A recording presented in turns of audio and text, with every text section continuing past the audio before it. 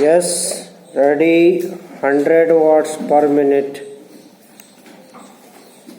Start.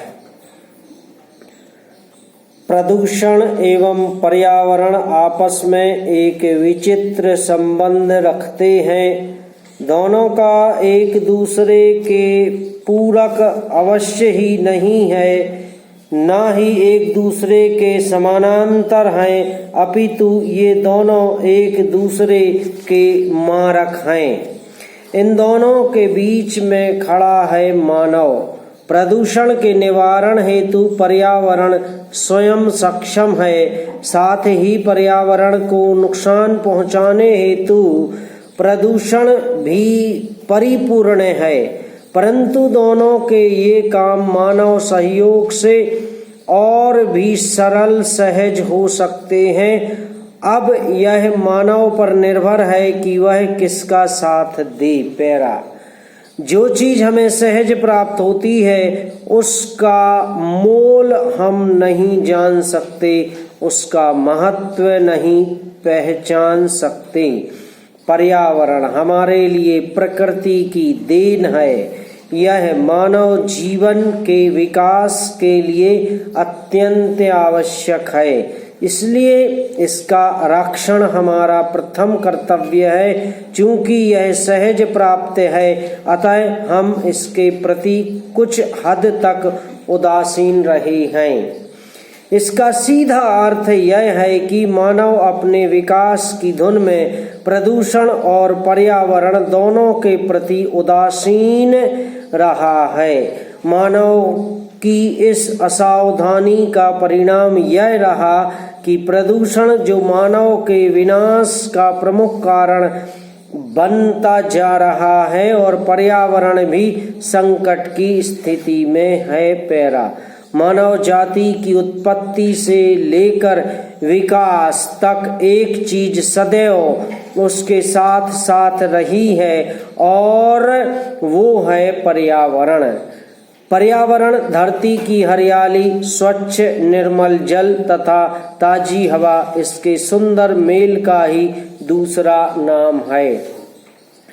धरती की हरियाली वनों से कायम रहती है। यही हरियाली धरती की शोभा है। जैसे धरती ने अपने सौंदर्य की वृद्धि के लिए कोई चादर अपने ऊपर बदन पर ओढ़ ली हो। नदियों के रूप में बहता पानी जैसे रगों में दौड़ते खून के समान है, जो धरती का प्रतीक है। धरती ने अपनी यह धरोहर अपने लाड़लों के लिए संजो कर रखी है। धरती का यह लाड़ला मानव है। वैसे मानव के साथ साथ धरती की गोद में असंख्य जीव जंतु भी पलते हैं, जो यथाशक्ति धरती तथा पर्यावरण के प्रति अपने अपने कर्तव्यों का निर्वाह करते रहते हैं। परंतु मानव, जो स्वयं को धरती का लाड़ला मानता है, स्वयं ही अपने कर्तव्यों से विमुख होता जा रहा है। पैरा। विचार शक्ति मानव के जीवन का तथा विकास का प्रमुख आधार है। आज का विज्ञान भी मानव के विचार शक्ति से ही उपजा है।